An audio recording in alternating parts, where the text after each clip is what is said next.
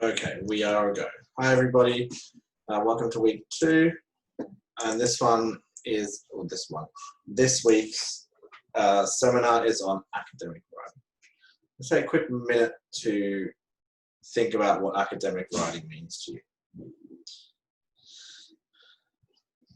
So, 1 minute, have a quick think, jot down some notes. What does writing academically mean to you compared to say any other kind of writing? So keywords, what does it mean? What does it mean to you? What's the differences? A couple of minutes to do that. And we can use that to gauge where you're at.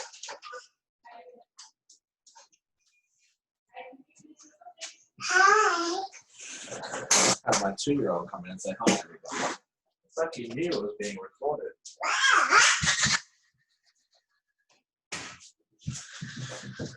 He knows what's being recorded and it comes in and plays it every single time. So even put them in the chat. So what is writing academic? What does it mean to you? So that everyone can see it, we can share our ideas. At the end of the day, it's as much as me teaching you as you guys, as a learning community, way of saying it, helping each other.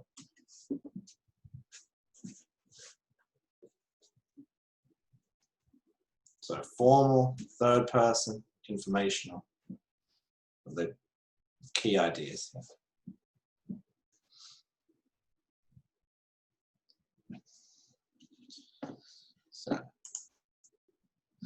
So just because someone writes an assignment does not make it academic in nature. So you guys have said your ideas, so formal, third person, clear contention, correct grammar and spelling, it's relevant, it's, what else? Punctuation is correct, it's written in the correct format, so answered not fictional. Educational is informal. Oh, sorry, it's formal versus informal. Sorry, Ellie. Well, I don't know what I said. Sorry. So they're the differences. So appropriate structure. So if you're writing a research report, you can't, and I've just taken screenshots out of the notes we used to teach the first year uni students. So the ones that came from not an academic background. So the ones that came from TAFE, the ones that came from other pathways that might have been mature age students. So it's an appropriate structure. You're not going to write a research report in an essay structure. So it has to fit what you're doing. I think Ali said not fictional, or it needs to be truthful, it needs to be accurate, which means it needs to be appropriately researched. So you're not just making it up out of your head. You can't get comfortable.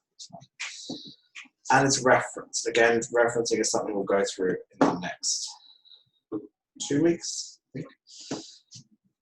So the ideas of research, it's based off relevant, informative, and just the best sources you can find. So we look back to the sources we did last week and we reference them. Do we know what we do when we're giving reference? So when we're referencing something, why do we do that? What are we doing?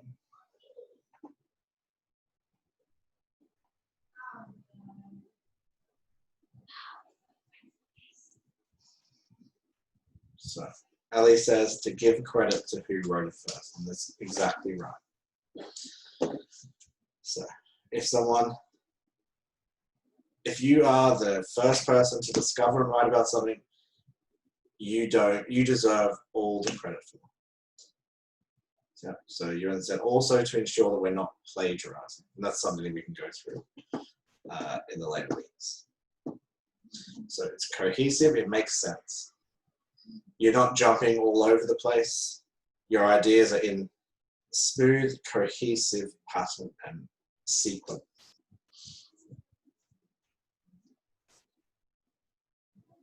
Yep, so Ali says, you are not, so when do we have to reference them? and why. Why can't your brain, your beautiful brain, super smart, be the source of information?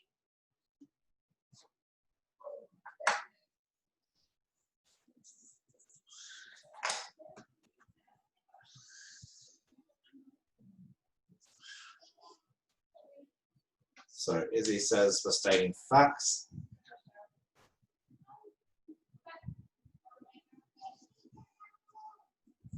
We are not experts in the field. I used to be. But as students, you are not an expert in your field. You can't make assumptions and predictions and speak for the field that you work in.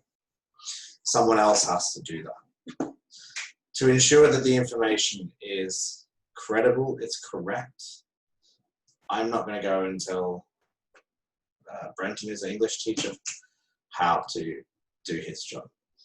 He won't do the same to me because we are not experts in the field. In the other person's respective field. So coherent, it's easily understood. So I should, if I'm reading something, I shouldn't be going, what are they writing about? They're jumping from one thing to another all over the place. It needs to have a clear, cohesive, and coherent structure. When you read something, you should know what it's about. Again, grammatically accurate. So, not text speech. Use the correct punctuation. And this is really important as well, is the vocabulary. The words you use in a writing piece, in an English task, are different to an organic chemistry task. So if you're writing chemistry assignment, that's what I've been doing all day, so I'm going to keep using that as an example. Then you're going to use the vocabulary that's appropriate there. You're not going to start talking about biology. You're not going to start using terms and words that don't correlate to what's being written about. Again, because it makes it coherent and easy to understand. Concise, and this is the biggest one. Who's guilty of just typing and writing for the sake of writing it? Trying to get to that word count. So Ellie says me. I think you're better off coming in under the word count than waffling on. Waffling on, it's really obvious when someone is trying to make the word count. So, short and concise. How long do you think a sentence should be? Wordsworth.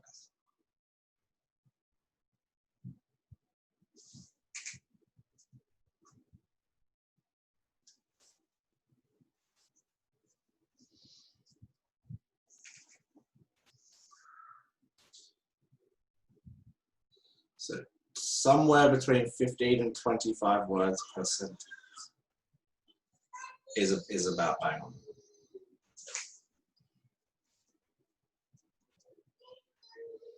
So 15 is a little bit short, 25 is too long. And try it, write down a few sentences of 15 and then 25, and then write a 40-word sentence. And by the time you get to the end of the 40-word sentence, you're catching your breath. So again, the assessment task formatting requirements. For most of your assignments, it's Arial 12 or 11, double line spacing, headings, the way it's laid out. That's very clearly stated in the guide. Up to 5 to 10% of your marks are following the guidelines. Pretty easy marks. You'd be silly not to check what line spacing do they want.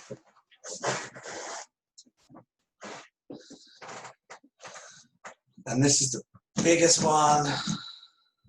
It answers the specific requirement of the task. Who's written an assignment, is super happy with it, and then got the feedback that you didn't actually answer the question that was being asked. You answered another question, but not the one that you were actually being asked about. Yeah. So everyone has. I've done it a million times. I've handed it in going, oh, I'm gonna smash that. Easy marks. And then I get it back and I'm gobsmacked, and then I actually read it and I go, oh yeah, I didn't really answer the question. I just talked about what I knew about, because that was easier than trying to figure out the question.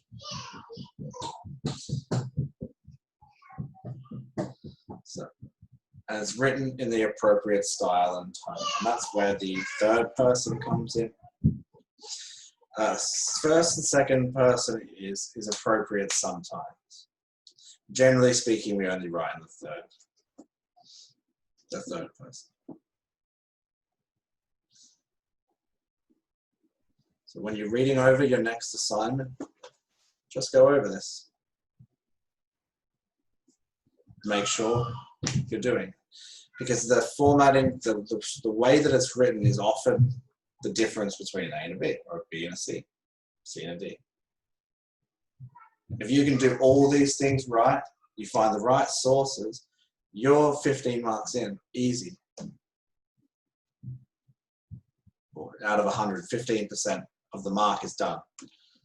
You've found the right sources, you've done the research, and you've written it properly. You're 15% of the way there. You reference properly, you're 25% of the way there. So I guess that's the point of this whole seminar series, is not to tell you how, like, what to write, but how to set out your assignments for success. Not. As always, the person who knows the most doesn't always get the best marks. So, capitalization. Put in the chat, I don't think we'll go through all these,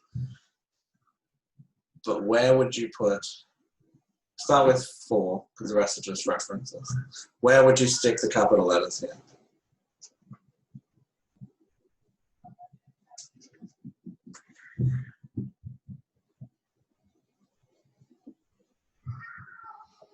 So specifically, which words would you stick a capital letter in, or would you capitalize?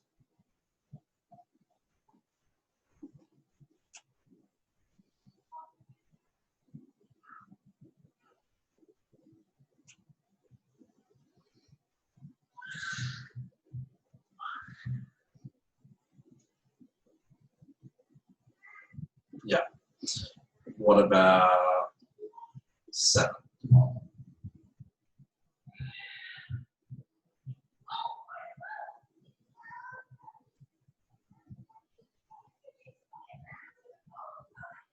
So what about number 7? Yep, Dr. Kerry Rutter.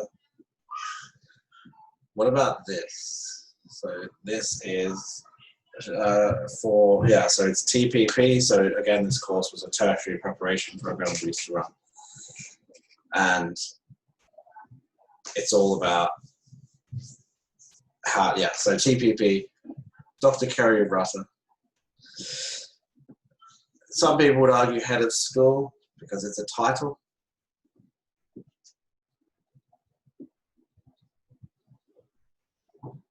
So we'll finish on number 8.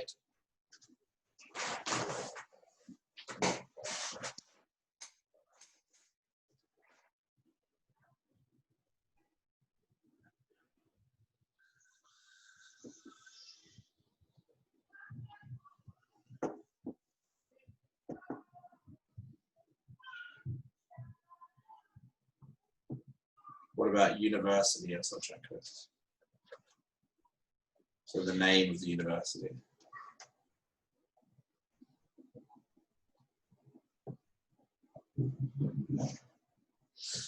Yeah, okay, so you guys get capitalization. And it's important.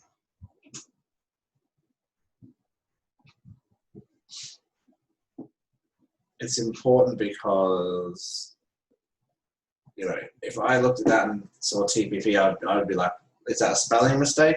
Is that, you know, is a condensed name of something? So yeah, for TPP, it's really important. Okay. Who can tell me where we should put apostrophe? in the chat. You guys are the teachers. Teach me. I'm not very good at English. I think anyone that's had me as a tutor probably knows that.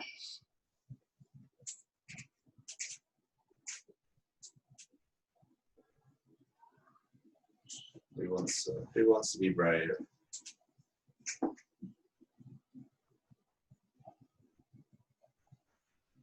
What are we replacing with the apostrophe?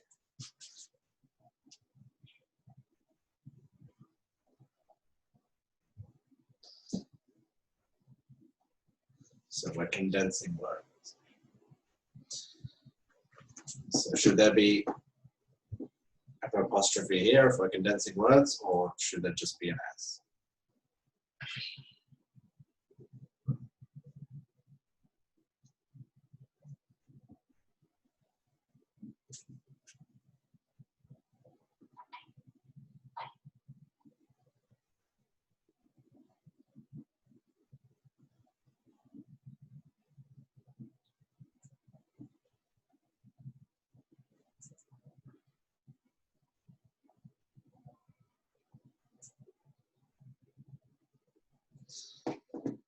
So no, there shouldn't be an apostrophe. So where else have we got?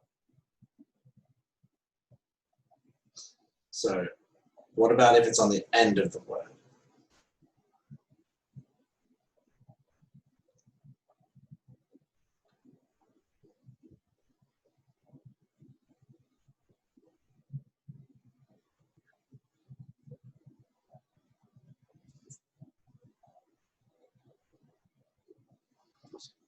So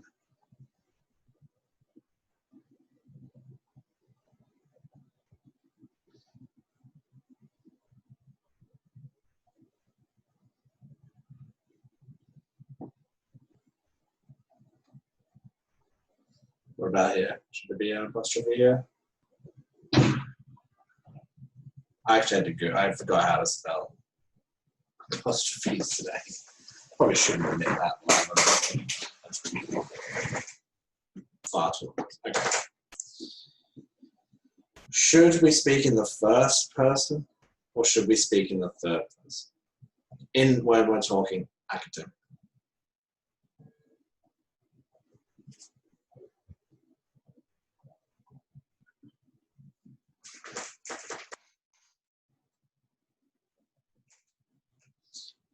We don't use the word I, generally speaking. We talk from a third person perspective. The students should take note. Yeah, so no personal pronouns. Second person is you, should take note. Biggest mistake people write when they're writing an essay, and it's a sort of an opinion, like it's a research piece, and say, I think that. And in reality, it's not about what you think. It's about what does the research that you've done show. So it's more objective. It's as if you're looking at this from the outside, you don't have anything to do with it. So it becomes more formal and was then considered what we call academic. So should we use contractions? It makes it convenient when we're typing.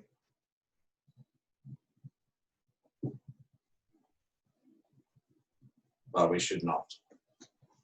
No, we shouldn't use them. We should not use them. It is a more formal style of writing than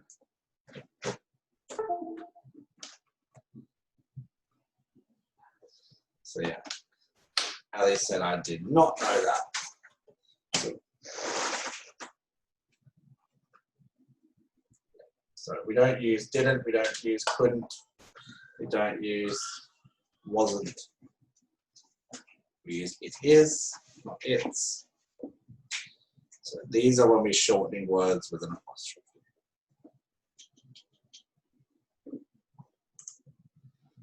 Okay, so what I want you to do now is have a think and write a more academic Yeah, so there Kelly says up goes the word count again. So you're a little bit closer to the word count. This is the non-academic. And this is what is the academic alternative. So what could you say instead of that? Just a little bit of sociology and knowing what these mean. I'll give you 5 minutes to pick 2 or 3 out of those to make an academic alternative and just put them in the chat.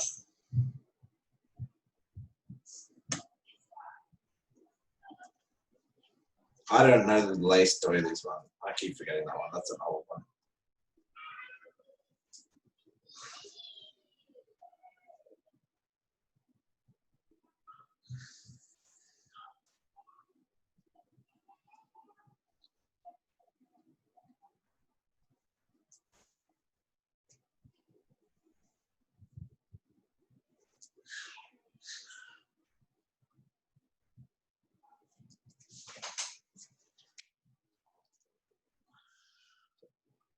Pick 3. If you're watching the recording, just skip past 3 or 4 minutes from here and we'll start again.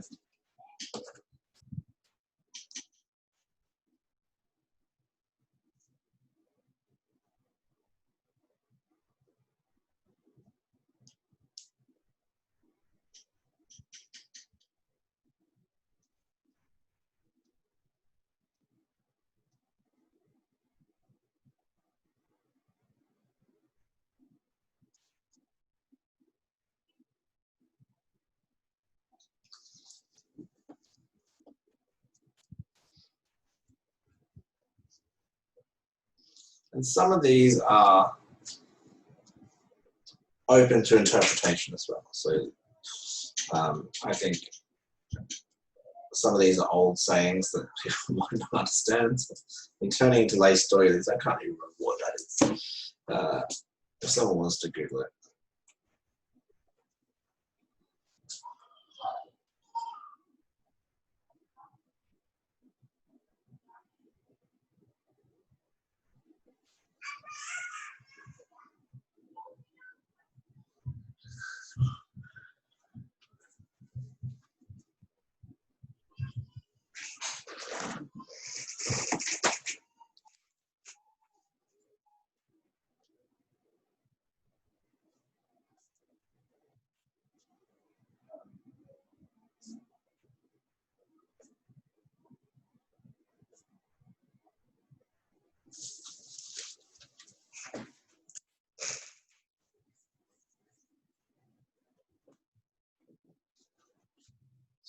One more minute.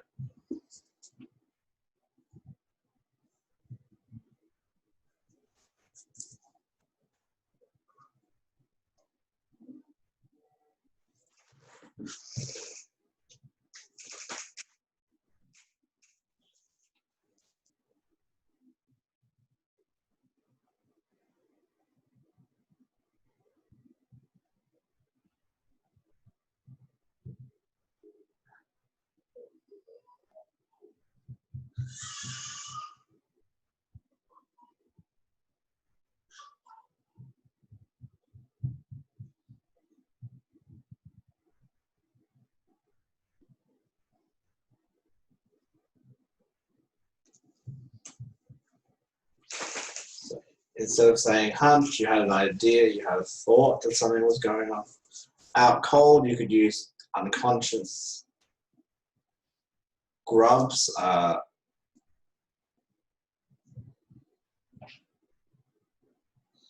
yeah, so you're, Ellie said, unable to comprehend instead of made mincemeat out of, or they destroyed, or something was damaged. Grubs, not very nice, uncultured as opposed to grubs. Bug-free, I'm not really sure what bug-free one meant, I can't remember, it was from years ago. Things not living. So that could be dead. So if you're thinking something isn't quite, or if you're thinking it's a colloquialism, then use the thesaurus. Sorry, right-click on the thesaurus and find a more academic alternative. Best way is the thesaurus function word. So, is the first sentence academic or non-academic? In your opinion, there's no. It's all in your opinion.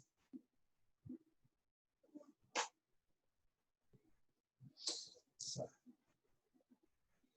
the overwhelming consensus is that it is not. So, couldn't finish the interview on time. It should be, I could not finish the interview on time. So, 2.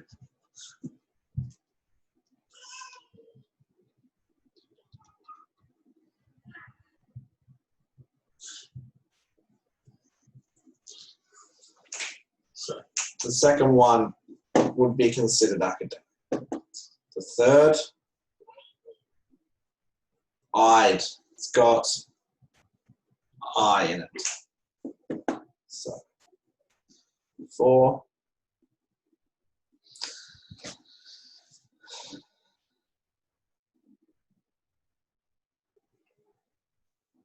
I would say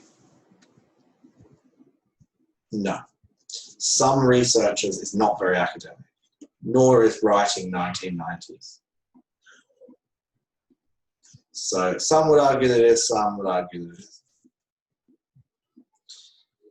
So instead of writing some researchers, that doesn't mean much. So say that they're parts of the field or researchers in a field, but the word some researchers is not very active.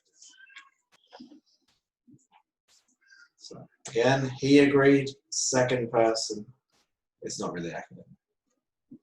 So we'll sometime next year.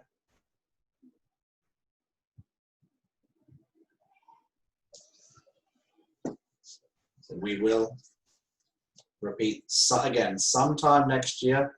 That's not academic. That is just stupidly vague.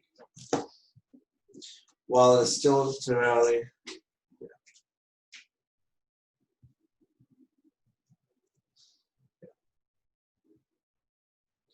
So the last one.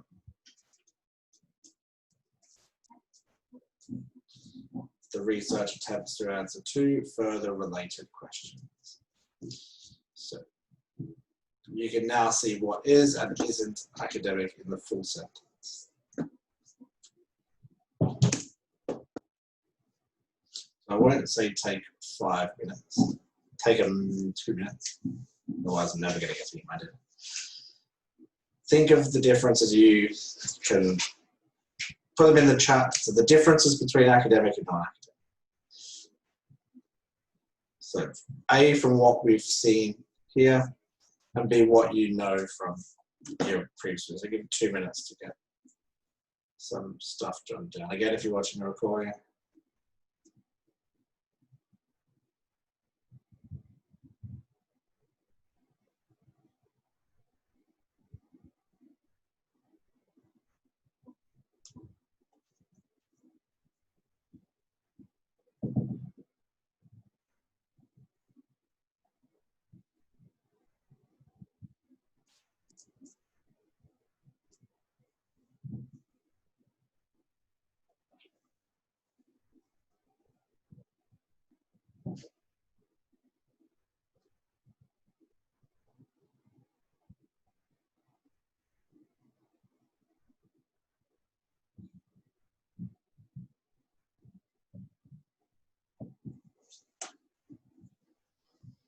So yeah.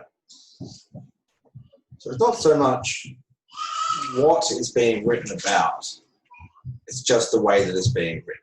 Would that be a correct statement about what you guys think?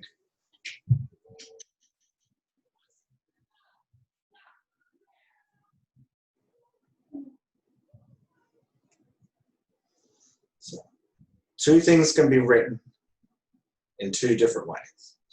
Why would you, I think I might have jumped ahead here. What when do you think it would be beneficial to write non-academically?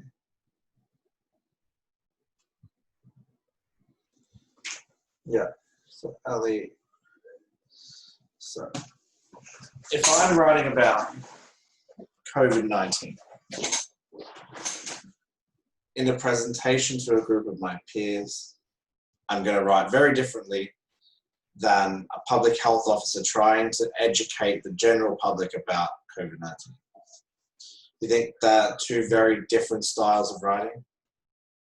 So, your average layperson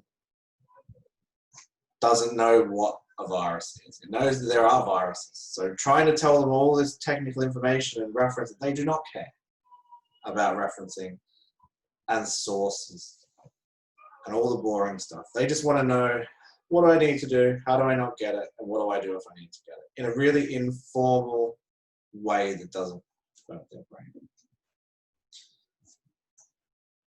So sometimes it's beneficial to write informally.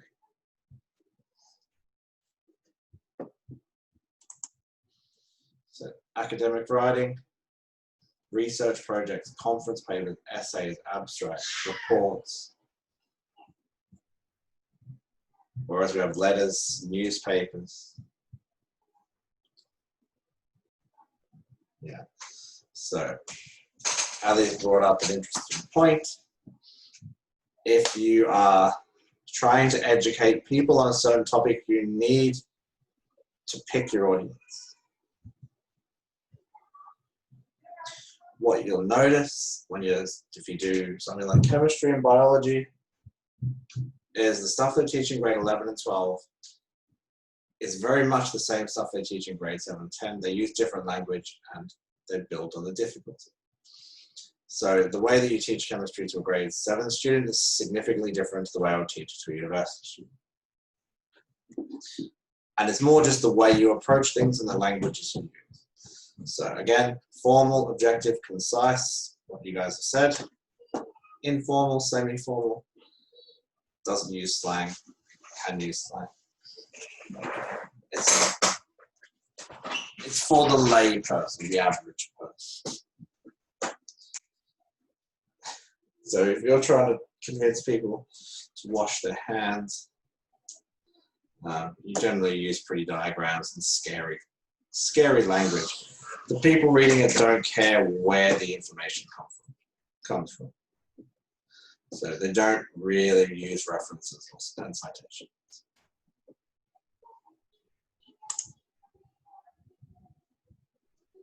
So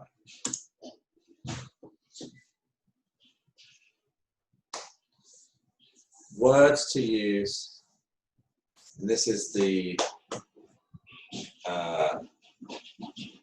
homework for this week. We haven't quite finished, but so these are words you can use in place of more later.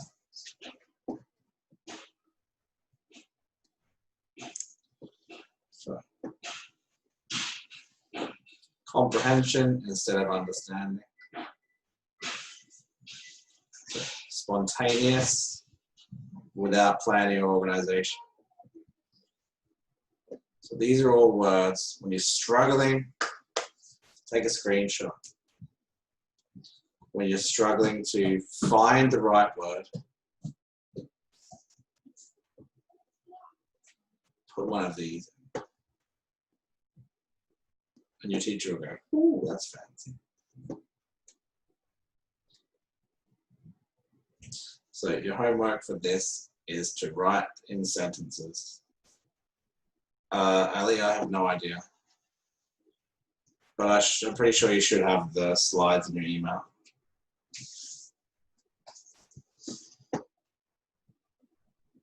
So take a few of these words and write them in a sentence.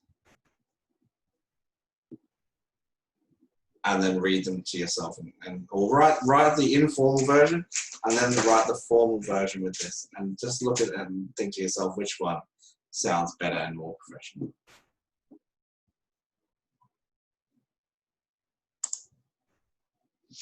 So I'm not going to write a sentence using all the words. That's for you guys to do. because I always underestimate how long these seminars are going to take.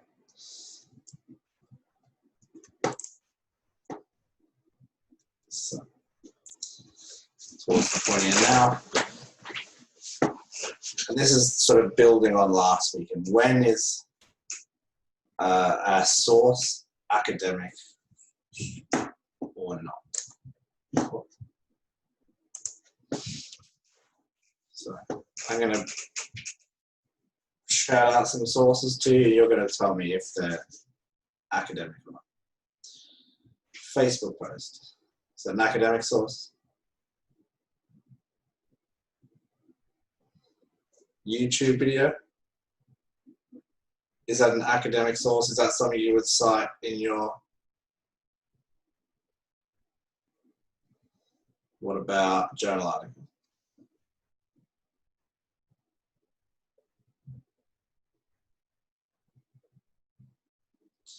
What about WebMD? Anyone know what WebMD is? So, sounds like an authoritative source, but it's definitely not. Wikipedia.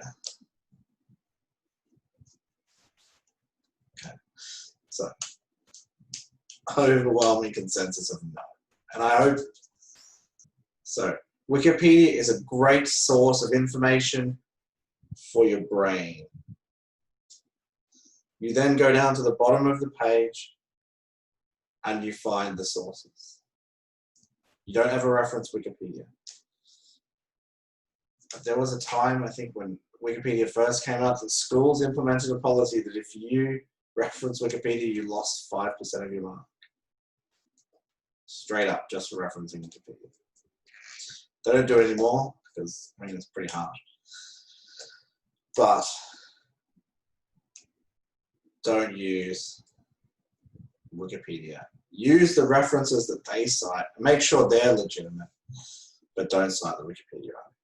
So what else have we got? Newspaper article.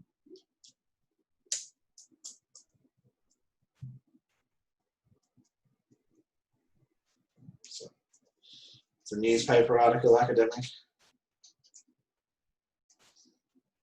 So Ali, generally, no. It would not be considered academic reference, but it depends what if you're using it as an example of something, then it's okay. But if you're using it to back up some piece of factual information you said, definitely not.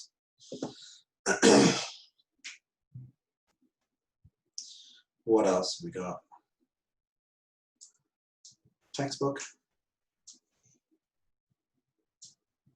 This one is the ultimate divider.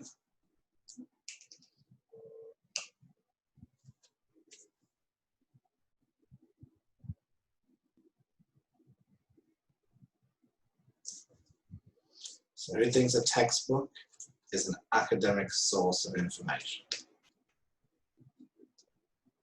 Go to the back of your textbook and look for sources. This, if I was, depending on what it was, it's offered not. Some subjects, teachers, schools, universities will allow it, but the textbooks themselves are not referenced. So again, if you're unsure, check with your teacher. Generally, at school, they will say, that's fine, textbooks are fine. Once you get past school into university, then they start to get a bit funny about it. Some people will argue to the death that they are academic sources, they're written by experts. A lot of the time, they're not. A lot of the time, the writing of those chapters is given to graduate students, and then the author of the textbook just puts their name to it. Sorry to crush your visions of how your amazing textbooks.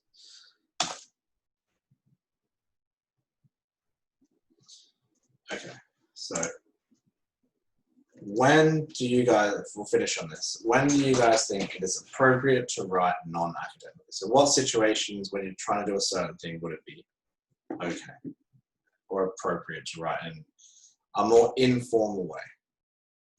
So yeah, fictional writing. So if you're writing a text message, emails, some emails you can write informally. Public health messages. No point blowing people's minds with the latest and greatest research.